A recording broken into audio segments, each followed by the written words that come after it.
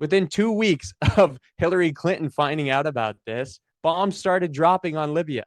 But even if you look at the wars that have happened over the last 15, 20 years, and the countries on the list are those that don't have centralized banking. 9 countries stated in the early 2000s, right? All of them had one thing in common. They didn't have a Rothschild owned central bank. Libya is one of them. Afghanistan was one of them. Iran's one of them. What was it? Argentina was another one of No, them. it was Venezuela, Syria, Cuba. Venezuela. Yeah.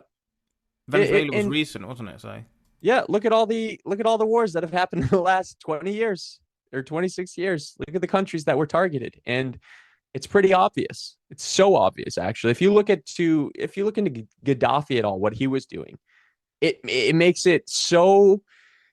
It's an African country. Okay, we're raised to believe that Africa is just so far behind the rest of the world, right? It's a third world country. Their resources are limited. But if you look at what Gaddafi was doing with Libya, he was literally turning a desert into farmland.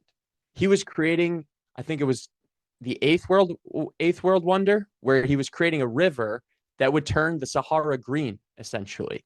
And not only that, he was giving his people, his government or his dictatorship was able to afford for its people free healthcare, free education, electricity was I think free or stipend or whatever. And if they didn't have the education you wanted in their country, they paid for you to go internationally, right? They would give farmers land to be able to farm, and they provide them with the seeds and the animals. Okay. And not to mention, they were backing out of the global currency system. They were creating their own currency backed by gold, which actually means something rather than just endless paper and fractional reserve banking that creates money out of thin air. It was backed by gold. Within 2 weeks of Hillary Clinton finding out about this, bombs started dropping on Libya.